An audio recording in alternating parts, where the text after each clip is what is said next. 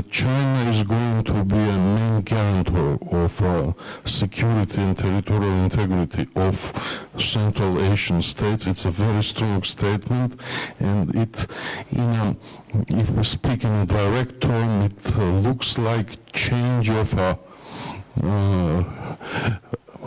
leader or patron of this region. So we see, and I would strongly agree with you, that it's one of the major and dramatic changes regarding Russia's role in post-Soviet space. And now let me ask our next speaker, Dr. John Kennedy, who is a research leader in Defense and Security Group at RAND Corporation in Europe. Please, floor is yours, Doctor.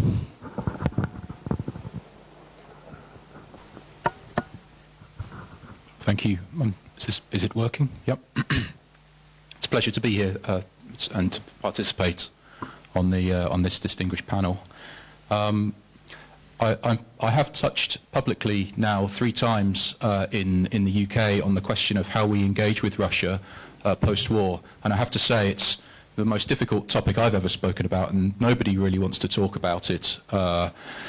Nevertheless, I think it is important, and at RAND we are starting to contemplate post-war scenarios, as we've done in the first panel today, and I want to talk a little bit about some of our research very briefly, but I'm going to do that in the context of talking about some of the practical points of engagement that we had prior to the war that now look very, very unpromising indeed in any post-war scenario.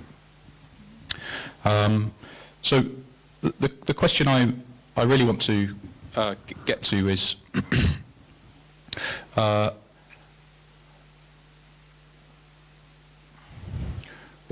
what is the nature of engagement with Russia going to be post-war? Is there any possibility for it to be less than hard line from a Western perspective? And I'm going to just list a few reasons why I really don't think it is, and forgive any repetition from the first panel, but I do want to go through these briefly. It seems unlikely, I think, that Europe and America will return to the kind of engagement they had with Moscow before the war over any length of time. And we mustn't forget, as was discussed in the first panel, that relations were highly strained before the war, and I speak as a former official in the UK government working in the trade department, where I was charged with promoting trade with Russia. So I speak as somebody who was involved in engagement with Russia and trying to have a productive relationship with Russia. So I feel very much that a part of my career is now, entirely devalued almost, and I don't see any prospect for any repetition of that type of work in the future. So what is the potential scope for engagement? RAND has focused on 2 options. The West could choose a hardline approach to post-war relations in which it doesn't take any account of Russia's core interests, which I think was the viewpoint that gathered the most support on the first panel, or a less hardline approach in which there is some willingness to engage Russia's concerns as a means to achieve the West's own goals. And as things stand, it's hard to imagine that the West would do anything less than hard line. Why? Well, first, we can see on many measures that Russia has already lost the war. We discussed this at length on the first panel, so I won't repeat those points now. Suffice to say that NATO has expanded, which seems to me to be the most important strategic point, and Ukraine has been granted candidate status for the EU. But Russia's response to this reality has been to double down on destroying Ukraine, the very country it claims as its own. And as Stephen Kotkin has said, Putin's strategy now seems to be, if I can't have Ukraine, nobody can have it. And as a result of this approach, Russia continues to worsen its prospects for post-war international relations. And I would also say that many in the think tank community in Western Europe, where I come from, are generally moving to a consensus, if it didn't exist already, that Russia will remain a long-term threat. And I don't think this view is unreasonable. Russia has always wanted to dominate, as we've heard already, its neighbours, and we can't expect this to change without fundamental domestic revision. And Russia has always viewed itself as a great power even when it's weak. So even if Russia were to be defeated, it would be hard to deal with Russia in anything less than strategic terms.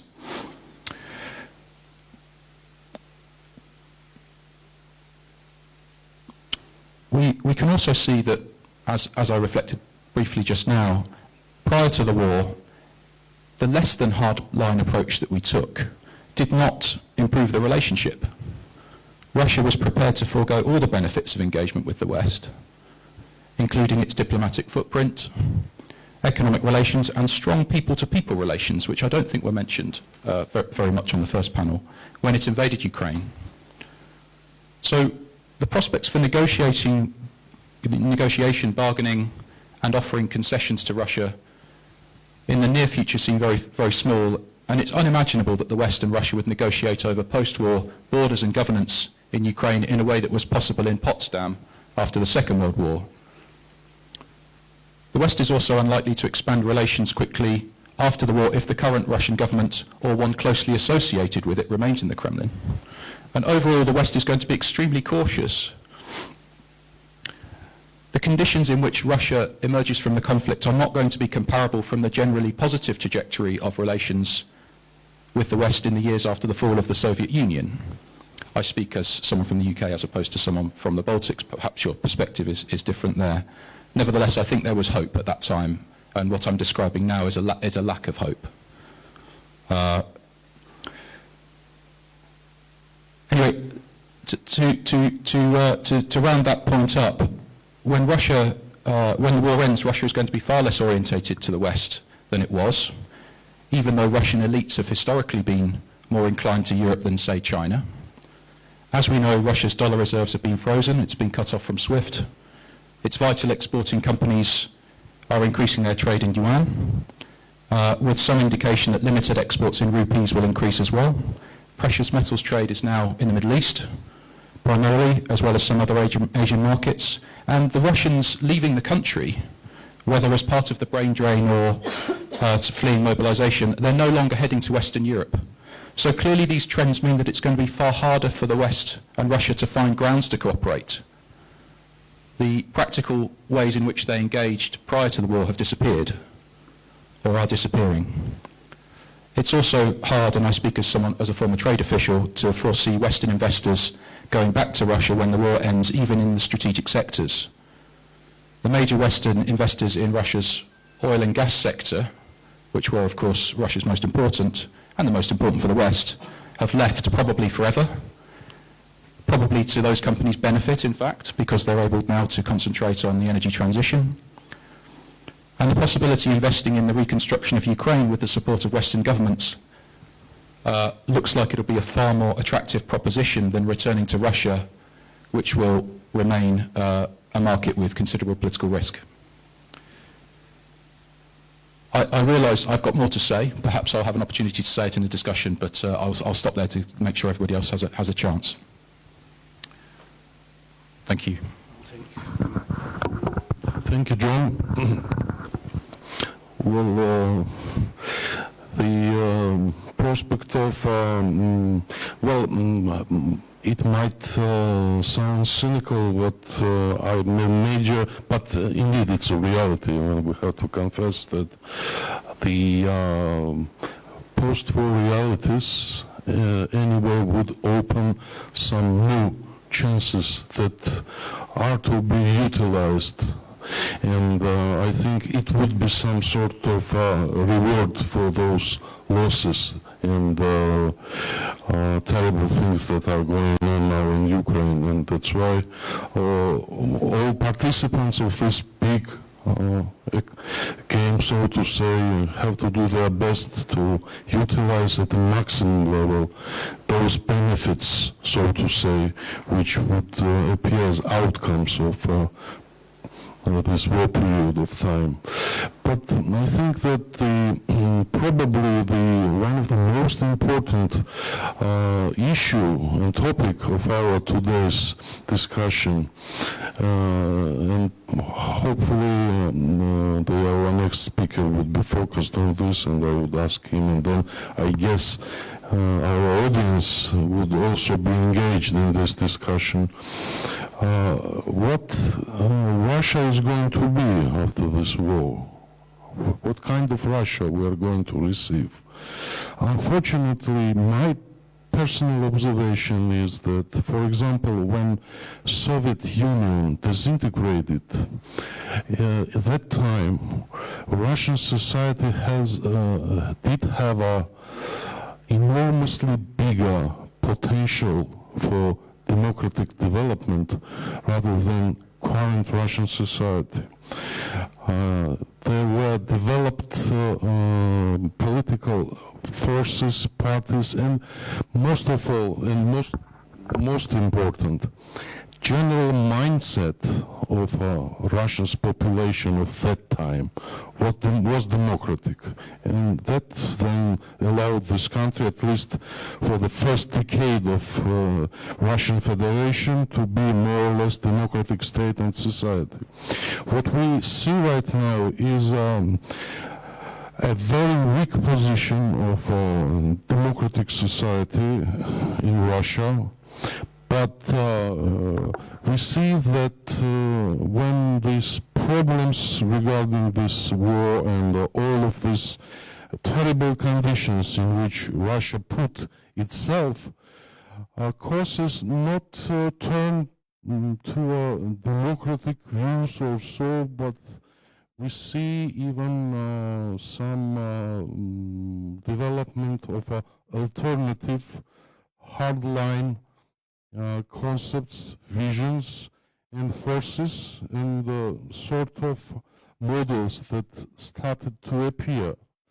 And I think we have to then discuss it in more detail, and probably to reflect on is the international and mainly Western community able to affect somehow the further developments in Russia and affect the process of shaping the nature of power in the future Russia and nature of the society, whether it will be more or less democratic or probably more terrible than we have right now. So our third speaker is a senior fellow of Georgian University of Georgia, Konstantin Ioseliani, and I'm going to give the floor to him. Thank you. Thank you very much, and good afternoon, ladies and gentlemen. It was really nice to hear your opinions and you sharing your experience and knowledge about those issues. I can't say anything in a proving way. I just have more questions rather than the answers. First of all, let me share my ideas about the definition of some terms like winning and losing. We know what is winning for Ukraine. They will take back the territories which are internationally recognized, but what it means for Russia to lose this war. Will they admit that they have lost this war? Will they sign a ceasefire agreement or do any sort of internationally recognized practice of ending the fighting process? Or it will remain like a very, very hot phase of peace, let's say like this, because they will never stop shooting from the Russian side. If Ukraine takes whole of its territory back from the Russian side, what they are going to do? Will they stop it? Will they just live in peace and continue to have some sort of relations as equal nations, or it will be the same that we have in many parts of the world, that we have some sort of peace, but it is not a peace at all? And from another side, what an average Russian thinks, because I have some communication with Russians, will they feel and think that they have lost, and will they ask Putin or anybody who is responsible for the war to be accountable against Russian population. Everybody says that yes, war is bad, but it's not our war, it's Putin's war. So nobody really has the feeling that their country is involved in a war, and if the war will be lost, then we will have, as a result, some people are saying that Russia will disappear as a state, or there will be some dramatic changes. Yeah, maybe Putin might be replaced by someone else, but we know who are these influential powers and groups, and they are not better than Putin at all. So it is just Putin is major player nowadays, but as Ukrainian ex-foreign minister said, the others are just waiting when Ukrainians will remove Putin, so they will become more and more active. Another question is, when the definition of losing the war, it is to the end, and Ukraine has taken back its territories, how Russia is positioning itself to deal with the rest of the civilized world, and how ready they are to build up any sort of relations with Russia. Because we know that even nowadays there are some sort of relations, economic relations, some sort of cultural relations, and how united is the West to bring to the end whatever they have declared, that Putin has to go to the international trial, and all the war crimes that Russia has committed to Ukraine must be answered in a proper way, and so on and so on. And we know it will take a long time.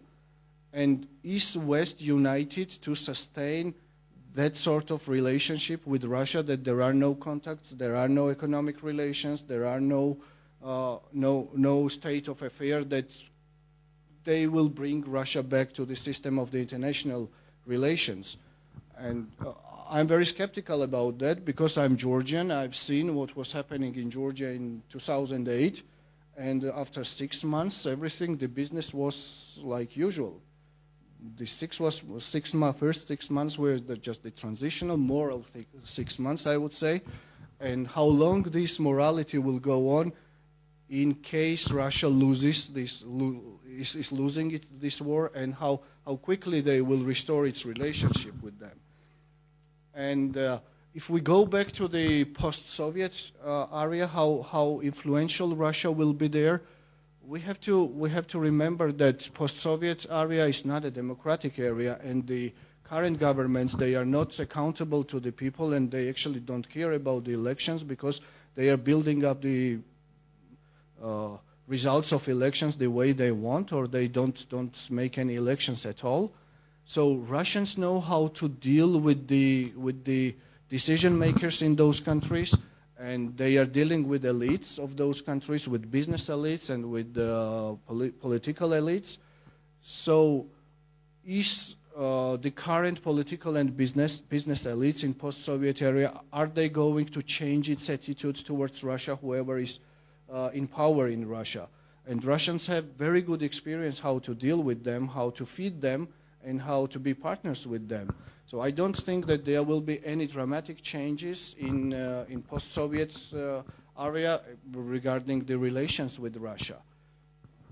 Yeah, that's very broad question. So let me finish here, and let's wait for the audience to give us some questions and feedback. Thank you very much. Thank you, Konstantin. Yes, so you draw quite a more pessimistic rather than optimistic picture, but I would encourage this approach, because what we need most of all is to be as clear and as objective as possible, because the problem is very serious, and probably the naiveness would be the worst enemy in this process.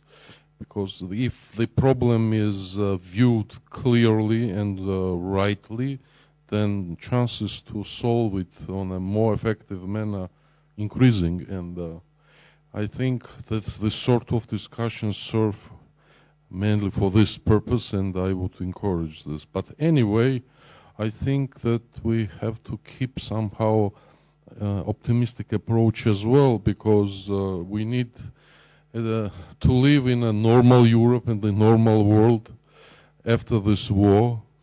At least post-Soviet space and most of all Ukraine deserved to live a better and normal life after this terrible developments.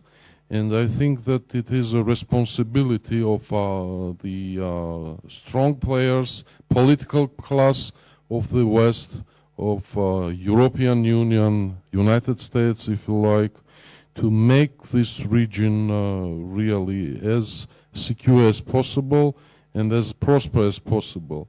Because the main lesson, I think, which we have from all of this is that the procrastination of dealing with this problem leads to the same problem but on a much bigger scale.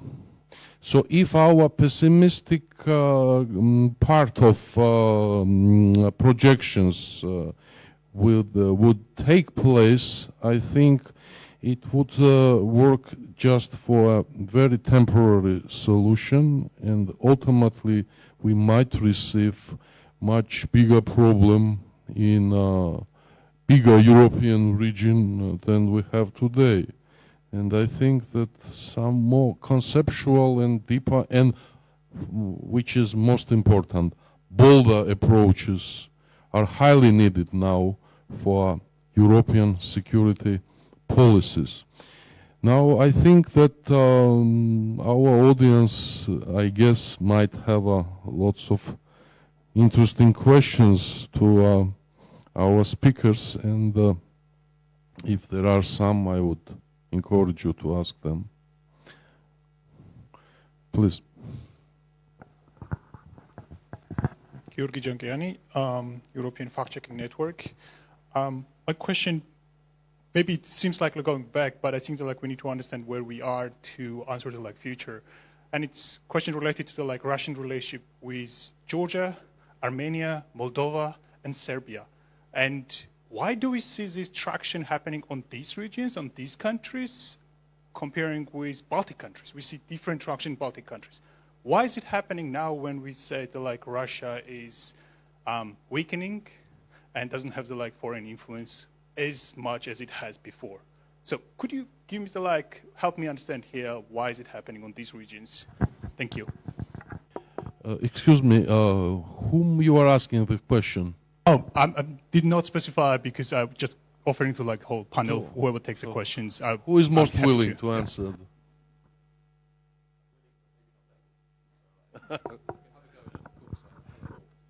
Talia, maybe you?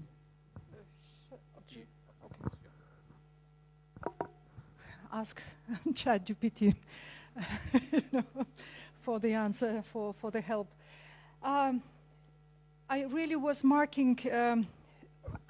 playing with this thought of what's the difference. Baltics, Caucasus countries, the same USR. Yes, it's first of all, I think the answer is very simple. In principle, it's the attitude, the perception of the societies. For the Baltic states, we were really knowing where we belong to.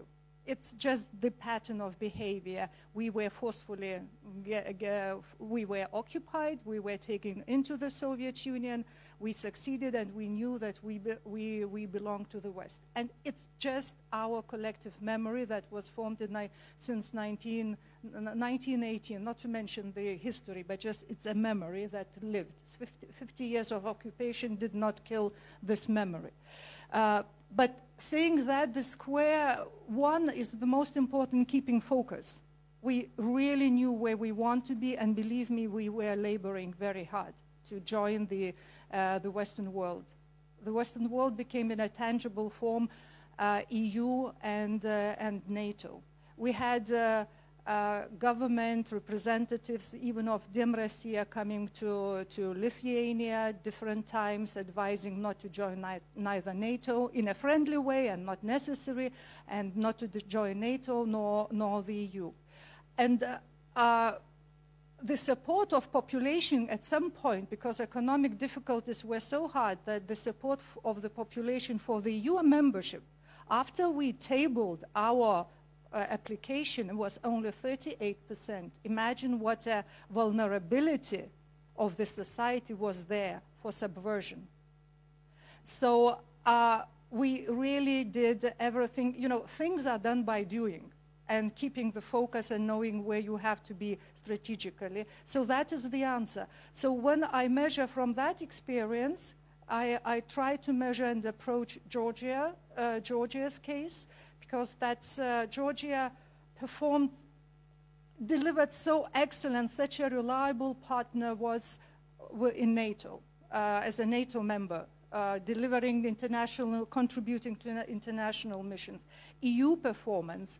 So, so that's kind of things should be done by doing, and it's so important to keep the focus, really to make a choice and to know that it costs. Choice is always cost, but strategical focus is extremely important. I can't answer the question as ably as you, but I would say from the perspective of Georgia, I mean, Georgia does have a choice coming up, doesn't it? There is some agency left within these countries that you describe, and there is which isn't, you know, hasn't been on the table forever, and so we should remember that there has been some progress, I guess from the perspective of the West, you know, international relations. You can talk theoretically about it, but it does tend to be driven by crises, and we are in a crisis, and capacity therefore moves to the crisis, which doesn't necessarily mean that other parts of the region are forgotten. It just means that focus by necessity moves elsewhere. So, but I'm confident from what I've heard in the think tank community in the UK, that and with discussions with colleagues, you know, internationally, that, you know, the region hasn't been forgotten, and I don't think policymakers are naive to the fact that the threat is regional. So I hope that offers you some confidence, if not detail. I'll go just for the political will that you mentioned. If there is a political will, then you can do and change things overnight.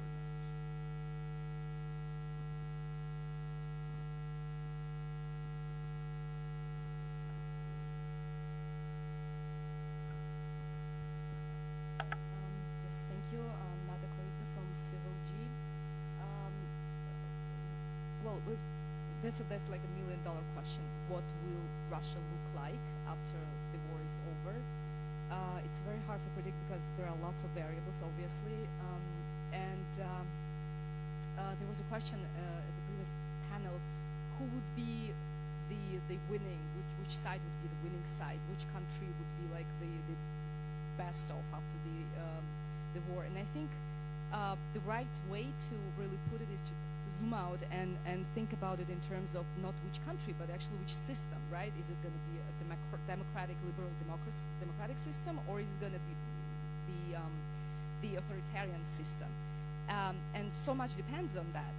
The fate of the countries that we're talking about, that we're mentioning right now, fates of those countries depend on that. And since we really don't know what Russia will look like, and it's really impossible to look into this issue and with credibility say, you know, what will happen, because it's such an unpredictable setting.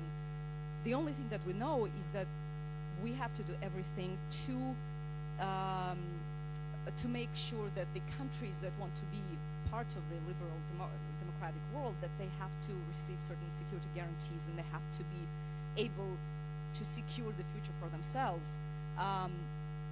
Whether Russia becomes democratic suddenly after, which is very unrealistic, or whether it's going to follow the same path, right, like this cycle. That, of course, here we are talking about EU and we're talking about NATO.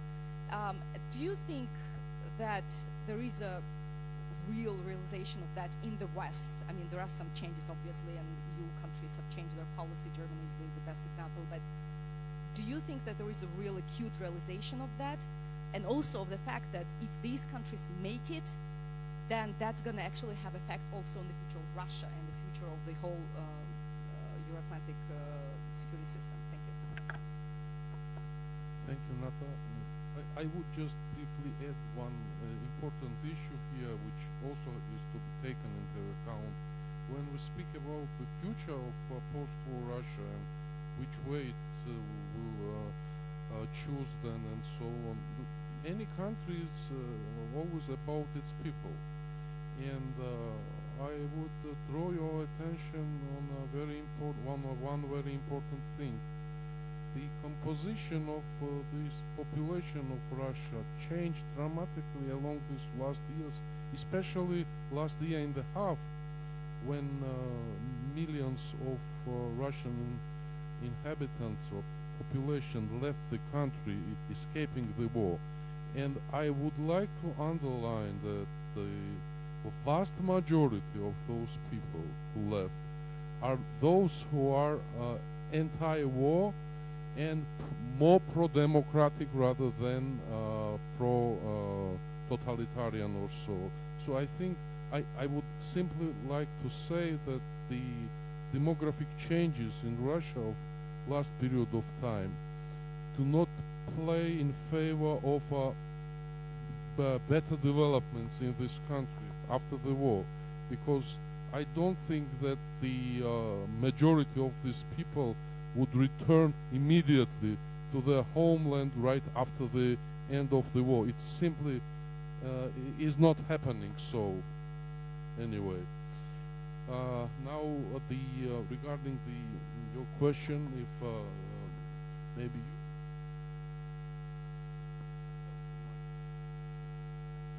Sorry.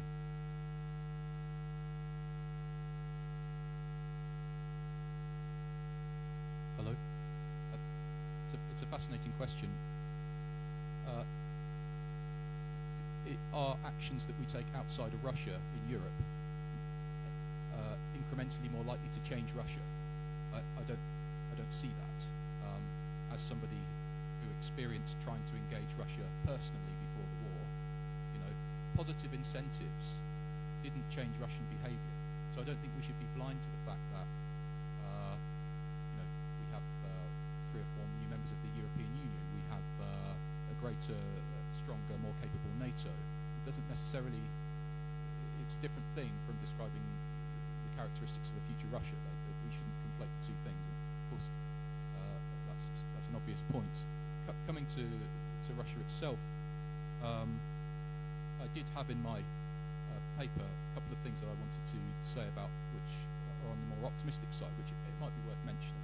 One is that RAND research suggests that if US-China relations improve, Russia will obviously become more isolated, and it will be incentivized, if we're talking in realist terms, to move towards engagement with the West. Secondly, we've noticed, looking historically at Soviet and Russian relations with the West, that when Russian leaders have chosen a less hardline approach, they are often publicly identified with that approach, and which makes them strong advocates for continuing with that approach. We saw that. I know the reset had its problems, but we did see an element of that when Medvedev, after the reset, confronted the hardliners in his government. And the final point I wanted to make was, find it in my notes, I think that, and Dr. Kolesnikov mentioned this before, most Russians know, I think, even if they cannot say that their prospects are worsening. So we must hope that there must be at some point a realization. There must be some sort of confrontation, I think, with the reality that it's no longer acceptable to live in worsening conditions. I think that because the trajectory is decline, it's not stability, there will have to be some sort of popular moment in Russia. So I think those 3 factors are worth considering. And now I can't put a timeline on it, but they are the things that I think about when I want to be optimistic.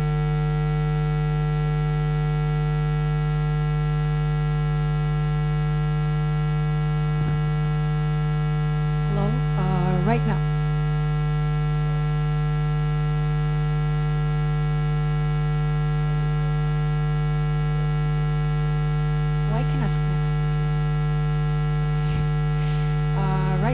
actually working on my bachelor's thesis regarding this topic about nuclear security dilemma of Ukraine, the unsuccessfulness of Budapest Memorandum and its future implications. So I would love to hear your expert views about this.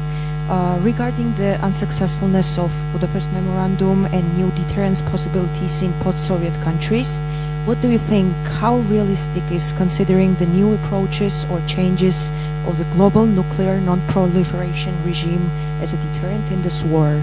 Or what do you think, will this war spur nuclear proliferation in Ukraine and make it a new variable in this sense? Thank you. It's a very challenging set of questions. Well, of course,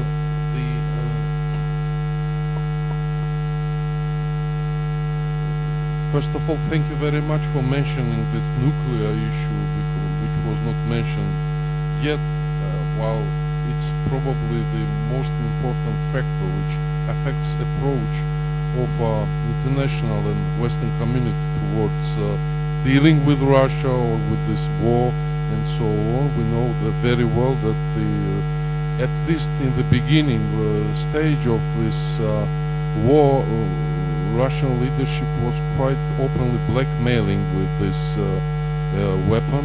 But then, as I guess, there were some quite hardline consultations, so on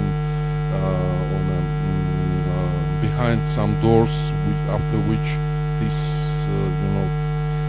topic was somehow hidden from the agenda. But still, anyway, it remains to be a big threat. See, actually, that Russia conducted a huge terrorist action on the Kakhovka Dam, and I think probably it's not of the scale of nuclear issue, but not much less. And so the regime is capable, or is capable of doing this sort of things. And well, I think unfortunately there is no clear answer whether this threat is going to be implemented at some point or not. But I think that anyway, the worst way of dealing with terrorists, it's a classic, to follow his claims. I think that the sort of approach of taking into too much account of this nuclear issue might play even more dangerous role rather than more hardline approach. But well, the whole bunch of the security arrangements you mentioned, which composed European security architecture, was unfortunately destroyed, mainly by Russia. It is, of course, the first of all basic principle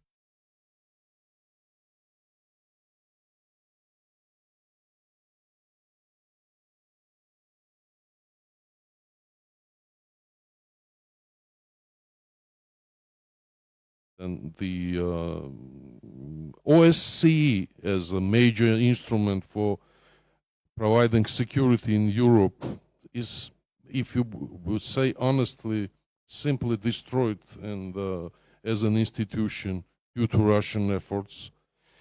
We have no CFE treaty already in Europe, which we're going to stop this sort of escalations and developments which we have now in Ukraine. So all of these things simply mean one thing, that after this war, this security architecture in Europe is going to be rebuilt, and probably to be rebuilt on a much more solid base to eliminate potential of repetition of this sort of things.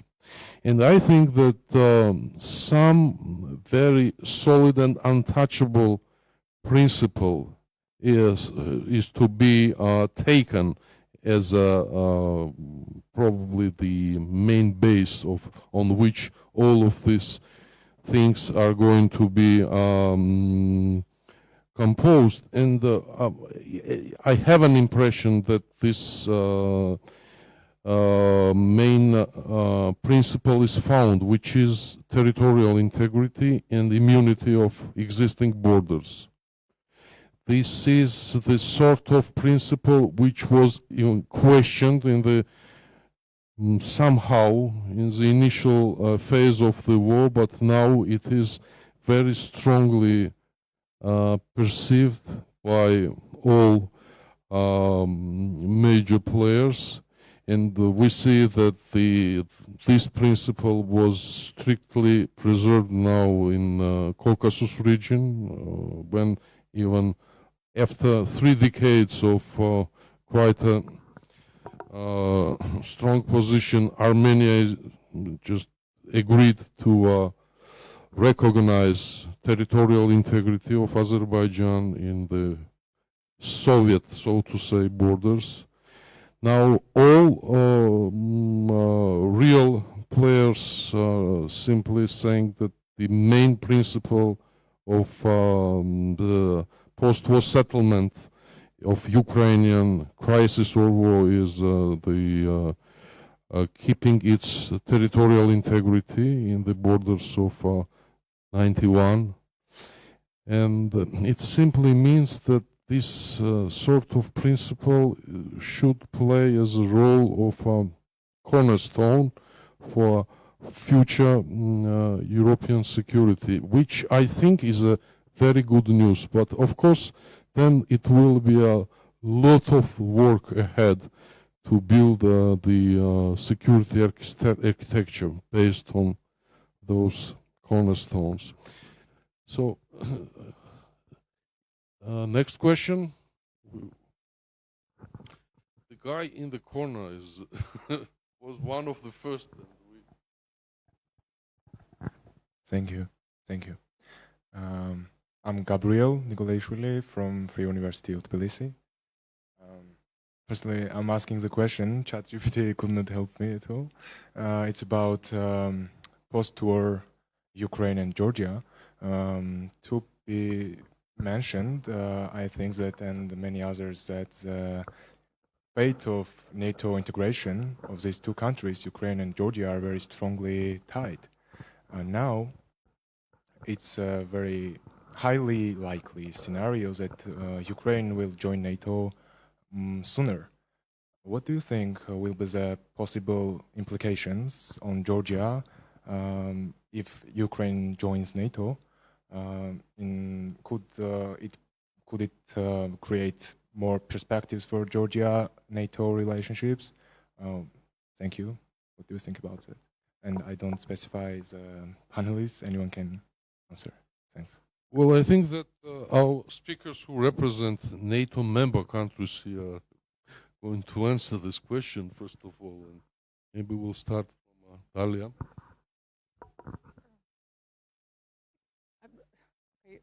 Short answer, yeah, it is that I think it's very beneficial, but beneficial for Georgia to have a NATO member next door, because it means security, stability and security and prosperity immediately. Plus a very clear play of rules. NATO is a defense organization, not offensive standpoint. Having said that, it also gives an opportunity for Georgia, but it's for Georgia to decide whether they want to join the, it means society, first of all, because society votes and elects the government and defines the long-term strategies of a prosperous country. So, and the way they want to reach this prosperity in the country. So it's up to Georgia really to decide whether that's the destination, whether that is the means for ensuring their prosperity and well-being, be the West, be the NATO, be the EU. So that's quite a structured answer from the Baltic, from the north, from the Baltic perspective, the way we would manage this approach. On the other hand, I honestly play with the logics of the argument. I know there's a kind of an argument that enlargement, NATO enlargement, or joining NATO, it's not even enlargement or expansion, but new members of the NATO might really provoke additional war or threat to Georgia. This is what I would afterwards would ask for explaining. What's the logics? Why this kind of perception is circulated in the public space? Because to me, it's being from the north, it's not clear. No, I don't. I think that was much clearer than I could have provided. And I would just emphasise the point about choice for Georgia. Yep. Maybe we go to another. Okay. Yep. We have now time for just one or maybe two. Please.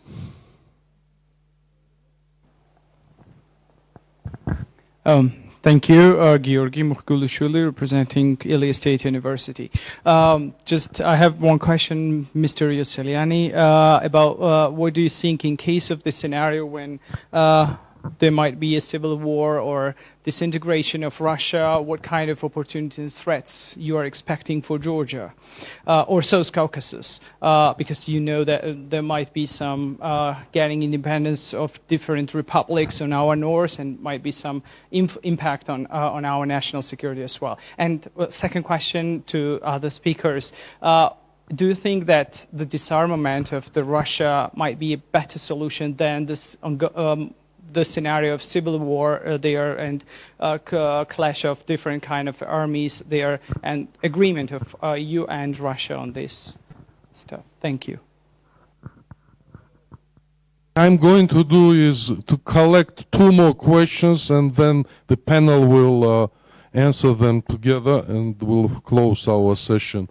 Please, let's take both of them and we'll go on. Thank you. Tatia Chikhladze, Regional Institute for Security Studies. My question would go to Dr. Kennedy. So you mentioned in terms of Western engagement with a post-war Russia that there are two possible paths, right? So my question would be, what are the factors which might determine which of those paths the West will select, whether it will go in terms of the hard line or less hard line engagement with Russia? And maybe second very brief question in terms of Russian leadership. Is the West ready to engage with the current Russian leadership, even if Putin no longer is in the center of this grouping, or do you see any alternatives? Is it realistic to think about any alternative in the foreseeable future? Thank you. And another question. Leonid Gavasheli from University of Georgia. Thank you for your presentation. I would not name one of you because I would like to ask you this kind of a question. What are the secondary or other aims that Russia may claim regardless of the Ukraine? Because as we saw, there were some migrant crises in Belarus or the clashes in Kosovo. What your thoughts that Russia additionally could create global security challenges for European Union or the global society? Konstantin, maybe we'll start with you. I will start. Thank you for your question.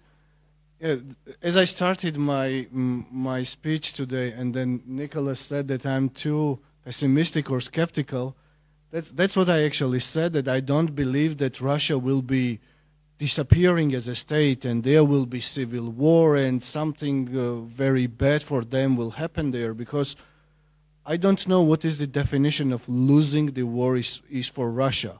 Okay, they will go beyond the Ukrainian border, they will stay there, they will every single day throw some rockets or do something, but there will be never a peace. This is the point, and the average Russian is not going to ask its own government, whoever it is, Putin or Putin the next or Putin the after, to be responsible and to make the sort of political responsibility against the nation of Russians, because as our speaker said, there is government who is not interfering in the society's interests, and there is society who is not interfering in the state's interests. So this is what will be sustained. I don't see a civil war in Russia, because we know that Russia is a federal state. All federal states are having their own elites.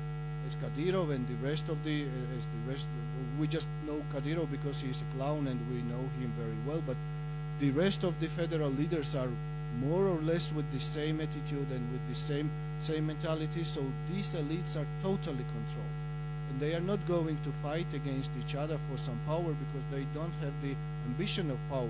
They are feeling very happy and okay with that. But if there will be a civil war, as you mentioned, I think it would be some sort of restarting the situation. It won't touch Georgia. I think it won't touch Georgia negatively, because if they are fighting with each other, Kadyrov against Dagestani leader or against Kabardo leader or whatever is happening, I don't see even the composition of civil war. There will be much more space for Georgia to maneuver in this situation, and it would be for good for Georgia's foreign policy interests at some point. But yeah, Russia will never say they have lost this war.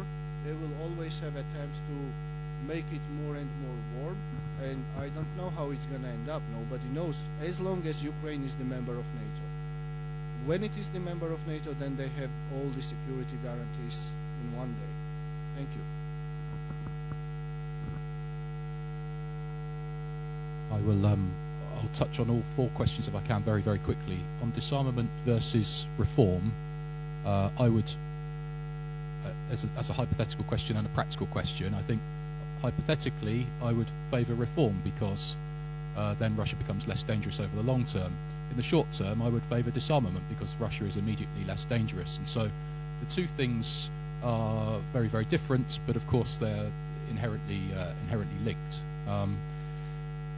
It's also very difficult to say on what basis we would disarm Russia and when. It's very, very, very difficult to answer, so I won't dwell on it, but I'm happy to talk about it in the hall later.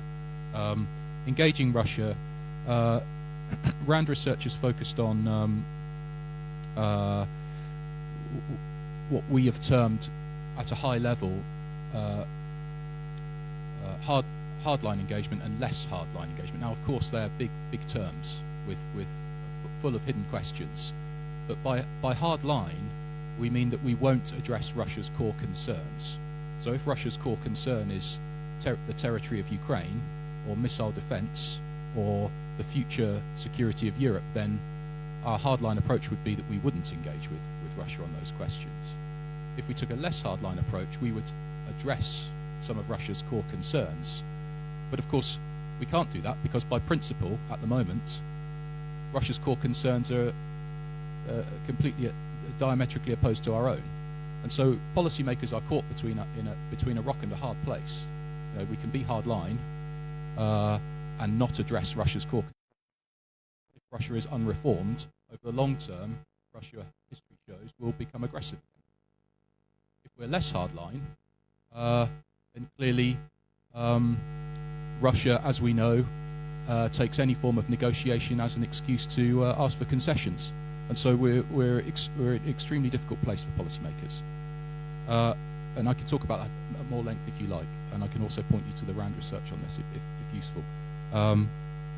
Is the West ready to engage with Russia? Well, during the war, I mean, it depends what level again you're talking about. At the practical level of engagement, in terms of, you know, we are engaged with Russia. There's prisoner exchanges, there's nuclear discussions, there is engagement. With respect to the practical questions of engagement that I described at the front end of my speech, the sorts of engagement that we had prior to the war, I don't see any basis for discussion in Western capitals with Russia on those things. People-to-people engagement even is simply gone. You know, Russians leaving the country are no longer heading to the West. The brain drain is not to the West's benefit. Russia is reorientating its economy to other parts of the world. and actually it's proven that maybe we can do without Russian energy after all. So there are many questions to discuss about in terms of engagement, but it is fascinating. Finally, I'll quickly talk about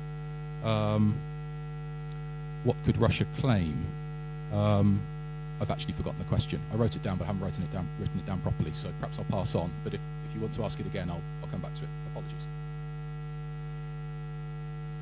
To follow up John's ideas and thoughts, it's really engagement under what conditions, as always, and there should be conditions. And engagement, definitely, there's always, even in the war, there's an engagement. There's a talking and discussing and exactly building scenarios, options, and coming forward and backward. Now, what in addition to conditions, what's extremely important is not to cannibalize two narratives that are starting to circulate. It's one is the future of Ukraine. Future Ukraine after the war, reconstruction of Ukraine, and it is a much broader term.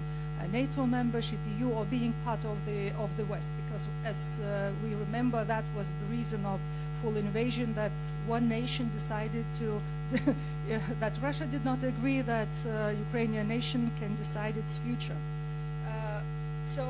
But there's another narrative that also starts circulating about the reconstruction of Russia and the plan for Russia. So those two political lines, or narratives as I call, or political narratives, should not cannibalize, not to be shut opposed. Even listening to Russian opposition, broad term, they start questioning what about Russia's reconstruction. Russians with, I really respect their professionalism. They are excellent gamblers. So not to hijack the focus on Ukraine, and as I said, which question you should answer first, and for how long. It's a strategic perspective. Another, yes, and I also would really enjoyed and got worried about Andrei Kolesnikov's remarks about the passivity of the society at the morning panel. Because this is a long-term approach. Perceptions of societies matter. People's will is the strongest power. It's stronger than even the weapons, even nuclear ones. So if people want, or if they don't want, you can't do anything. So passivity is a very passiveness is extremely dangerous argument in malign hands. And I should also note that how quickly society, Russian society, I don't know during the war. I know a lot. I meet a lot of Russian people, and I claim that I know, I feel Russian people. The subjects, this narrative of winners that was built in replacing this ideology, ideology of socialism or communist ideology by the ideology that the Second World War or winners of the Second World War are Russians, and that the world owes, and the winners or victors actually define the rules and red lines and redefine the rules. It's supported with a new subject. In autumn at schools, they are introducing the special operations topic into the subject, into the curriculum. So it means I talk about grooming new perception within society and grooming young generation. So when we talk about Russia, engagement with Russia, because we have to talk about also cooperation, we have to have in mind the mindset of decision makers, having the mindset of winners and the world victors of the war, and defining the rules, international rules, either they defined, as well as the future generation that will have the story of special operations. You know that 74% actually now already do not remember the real cause of the war. actually, not cause. War, in principle, there are 80% or doesn't matter, but the majority is against the mobilization, second wave of mobilization, but do not connect that to the reasons of the war. What is the cause of the war? And 34% or something, not of something, 34% actually supports immediate invasion in the Baltic Sea region. So these are the future that we have to have in mind when thinking. That was the last question about what. Thank you very much. So the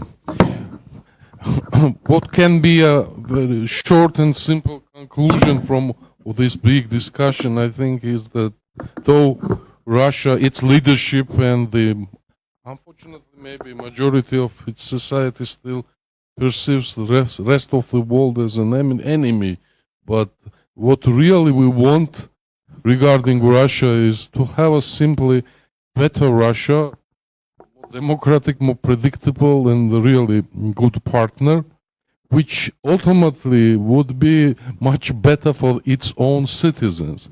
Very simple formula, but how difficult is it to reach it in reality? That is the simple description of the problem which we face right now regarding the Russian issue. So now I would like to deeply thank all of our distinguished speakers. You were really very interesting and excellent, ladies and gentlemen.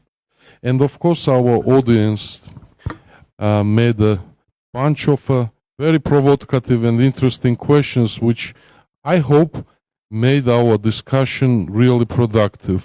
And when we'll reflect on conclusions, I think we'll have a number of interesting thoughts which hopefully will be then shown as a result of our today meeting. Thank you very much, and let's go to a lunch.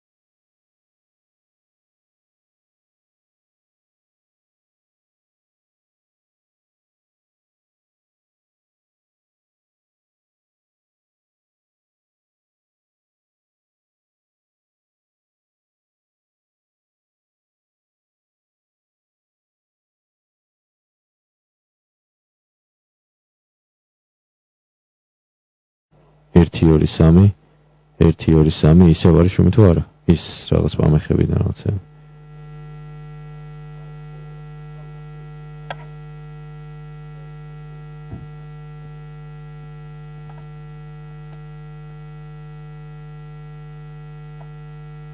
ერთი ორი